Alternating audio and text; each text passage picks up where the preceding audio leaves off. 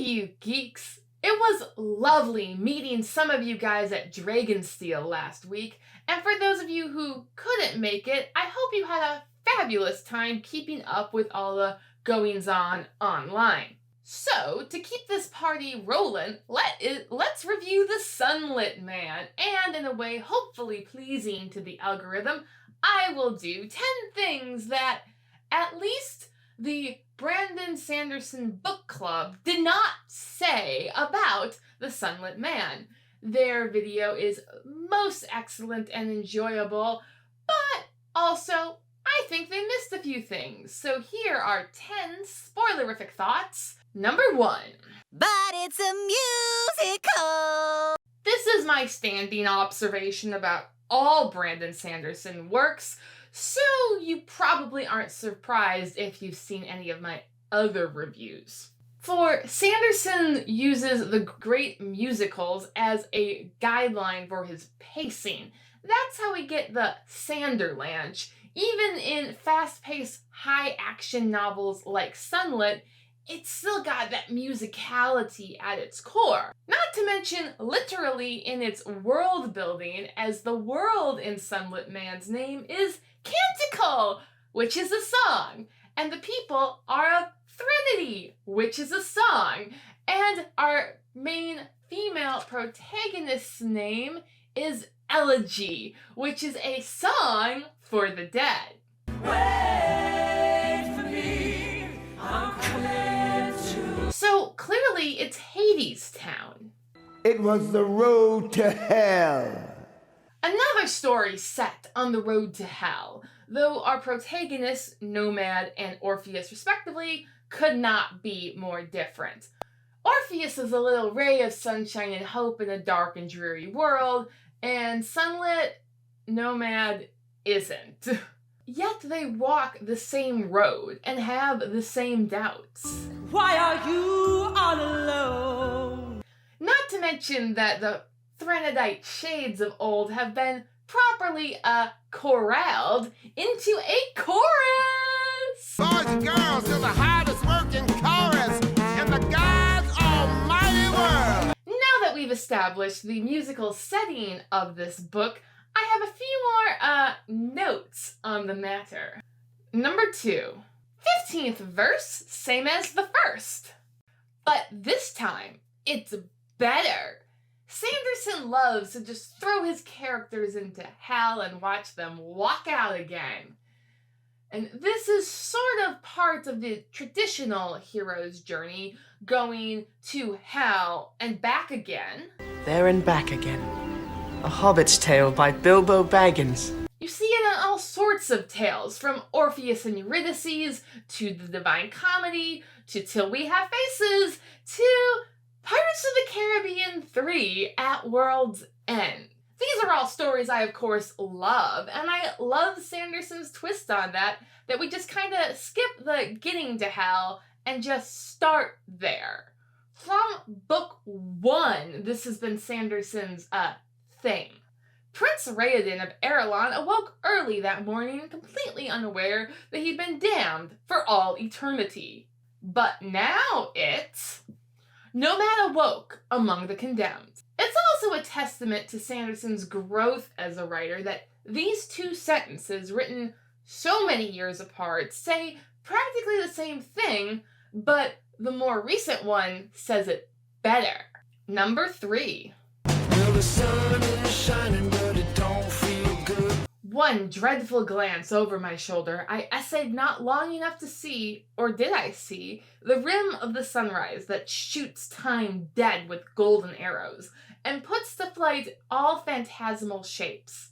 The light, like solid blocks, intolerable, edge and weight, came thundering upon my head. Quoth C.S. Lewis, The Great Divorce, "You know, if I had a nickel for every time I read a book that started in hell, journeyed east toward the land of the almost dawn, where shades and radiance dwell, and featuring a killer sunrise, I'd have 2 nickels, which isn't a lot, but it's weird that it happened twice, right?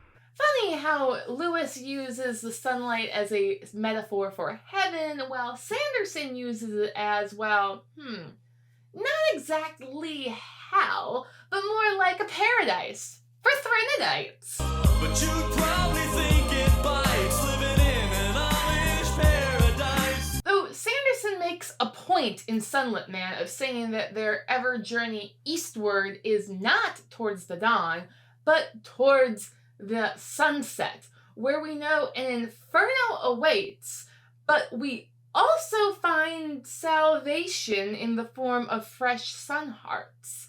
So you could say it's a matter of perspective. Not sunset. Sundown and rise. Though it's a pity that we don't get a closer look at the long-legged gazelle creatures that roam the wilds of Canticle, because my headcanon is that they are Lewis's killer unicorns of the apocalypse, which should really get talked about more in literary circles. Number 4. Let's go down, down in the valley. Although we may not get Lewis's killer unicorns of the apocalypse, much to my sadness, Sanderson may be giving us in Sunlit Man another one of Lewis's monstrosities that are more philosophically profound. That is his men without chests in the form of the Charred. I must admit that this had to be pointed out to me by my reading buddy, who I'm very proud to call a friend, though I'm ashamed to have missed it myself the first time. Because men without chests are quite literally horrifying on the physical level, but Sanderson also incorporates the philosophical level that Lewis describes in his essay, The Abolition of Man. The chest for Lewis and a lot of Western thinkers is the location where virtue physically occurs in the human body. For the intellect is said to come from the mind, the bodily desires from the stomach, so it's in the chest that the two forces meet and virtue can either come into being or not. For Lewis, if you are lacking this area, the mixing of intellect and desire will not result in virtue. Nomad and Elegy have a conversation along these lines, where Elegy is physically missing a chest, and therefore her desires are running rampant. If you keep on this way, you'll end up dead, probably fast. You'll howl in rage to the sun, unsatisfied, because the fight was short and pointless. But the fire inside of you isn't going to go away either. So find something to care about, a reason to channel it. That's my best advice to you. Then what is your purpose? Why do you live? This conversation is what brings to light that Nomad is also metaphorically missing his chest. Nomad's thick cynicism may make him seem like a competent, properly functioning adult in society, but we know in his head he ain't virtuous. Cause I've been blasting and laughing so long that even my mama thinks that my mind is gone. Though both Lewis and Sanderson are scrutinizing the men without chests and the problem of cynicism in their respective works, their journeys are very different, and yet they somehow arrive at the same location where society is saved by ample-chested women. But I'm getting ahead of myself. Number 5, a vibe, not a science. Over the course of these secret projects, we've seen plenty of musings on what it means to be an artist, what it means to be alive, and what it means to be a robot. Which addresses one of my few complaints about Sanderson, is that his need to quantify and explain everything makes his work almost too realistic to be believable. The phrase, truth is stranger than fiction, is true because So much of actual reality exists without explanation, or at least an explanation that most people readily understand. The sun is a mass of incandescent gas, a gigantic nuclear furnace. Therefore, human emotions aren't always based on dry, hard data.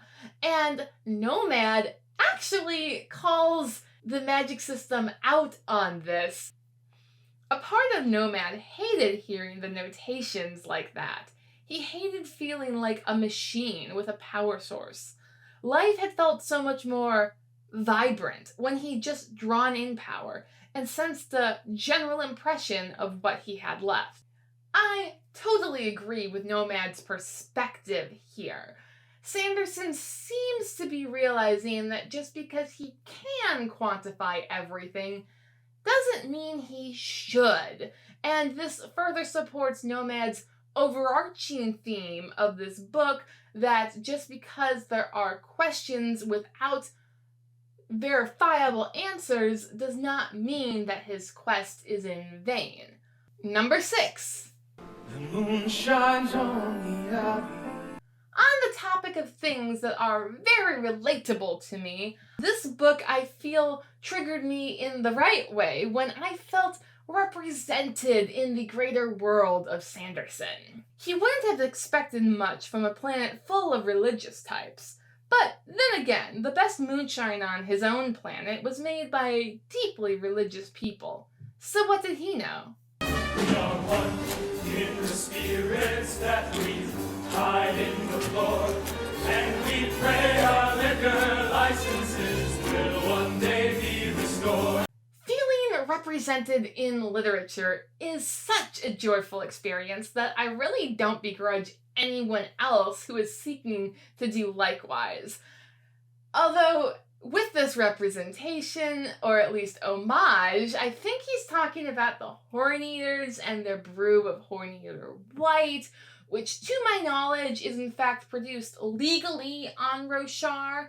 So is it even moonshine if it's created legally? You would think a former Skybreaker would know the difference. Because not only is he a former Skybreaker, he is a fallen Skybreaker, and we love to talk about fallen folks on this channel. Number 7. This isn't flying, this is falling with style. Brandon Sanderson's book club did an adequate job of gushing over the engineering section in the middle of this book. Sanderson, with his highly analytical mind, breaks down the Beaconites' possibly metaphorical journey over the mountains into paradise. Climb every mountain. And turns it into much more of the right stuff that they need to get the task done, complete with beautiful explosions of test subjects, and the description of once you run out of air to press through your jet engines, you fall, like Chuck Yeager, in the right stuff.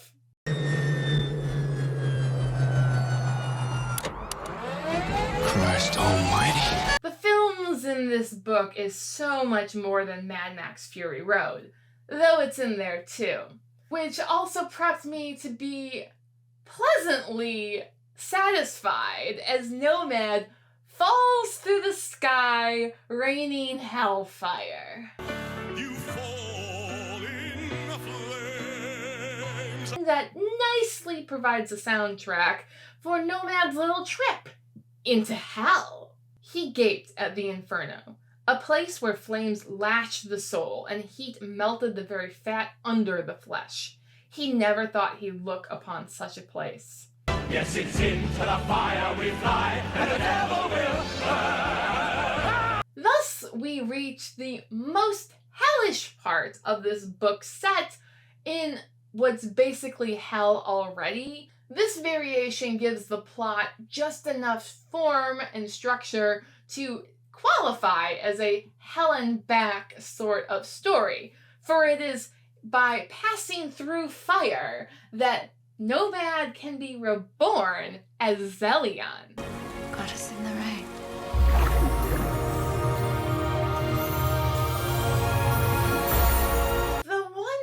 wonder if the fires of the storm was really the worst part of hell that Nomad goes through. Or was it really the sterile, unfeeling halls of the Scadrian Observatory? For Dante, the fires of hell were just the mid-range. It was only truly terrible in the land of ice and snow and wind and darkness. For Sanderson, who can say? Though Nomad also gets salvation not just for himself, but for the entire people of Canticle by sharing the Scadrian secret that sun hearts can be recharged. Let me know your thoughts down in the comments. Number 9. A Canticle for who? A few months ago, my friends staged an intervention to get me to read something other than Brandon Sanderson and high fantasy. They chose A Canticle for Leibowitz. Then, lo and behold, Sanderson releases The Sunlit Man, which takes place on a planet called Canticle, and also shares a few themes. There's a wanderer who shows up to give the hero important information very early in the book. And of course, there's that quest for the sanctuary. At least that way, we might be able to together come across some kind of redemption. Unlike Mad Max, that gives a supposed sanctuary of a green place beyond the mountains, The Sunlit Man leans further into Canticle for Leibowitz territory by focusing on the underground bunker that is basically in our hero's backyard, insofar as the Threnodites have yards, or at least their rotation. Furthermore, in both stories, it turns out that the knowledge held within the underground bunker is far more important than the bunker. Brandon Sanderson's book club excellently covered the theme of how power is a major player in this book, but they never quite reached the discussion on how Knowledge is power. it is rather pairing knowledge with properly trained emotions that enable Nomad, Zelion, and the people of Beacon to save the world. Though, in truth, once you get into the world of religion-based music, you run into a lot of canticles. Every book in the Divine Comedy is its own canticle, as well as the Bible contains so many canticles. Not to mention that there were quite a few canticles written in the last 50 years, including what I believe to be the modern Koreathon cycle. Wipe away all tears, for the dawn draws near and the world is about to turn. I don't think that Sanderson is writing a canticle for Leibowitz. Rather, this is a canticle for his fandom. And I appreciate it. Number 10.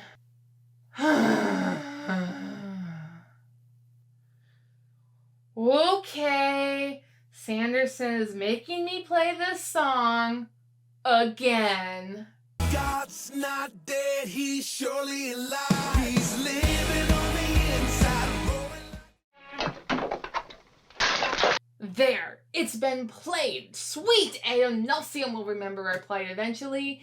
It seems like this book takes a huge step in the direction of what I call the democratization of divinity, which seems to be, for me, the end goal of the actual Cosmere. It's not a matter of getting the right shards into the right people's hands. Hoyd tried that, Sazed tried that. It's clearly not working. But what we have in Yumi and the Nightmare Painter, and again in Sunlit, is shards shattered and their splinters being taken up by individuals to do the right thing at the right time, which, as Contemplation theorizes, might be what Ada Nelsium intended all along. Our faith, she said, is that this is all part of some plan. It's not about everything happening the way we want, but trusting that it is happening the way someone wants. Adonathium isn't dead so long as he lives in the hearts of men in the form of the splinters of his shards, like Auxiliary. Well, it just so happens that your friend here is only mostly dead. Auxiliary could bring Nomad to the point of saving the Beaconites in a way that is far less intrusive and far more sacrificial of himself than how Harmony set up Wax to save the people of Elendil. Though, while all of that could be what's going on under the surface, we are still stuck with Nomad, Zelyon's perspective. And while he struggles with his faith, he knows he does not have all the answers, and that allows the reader to interpret this book as they will.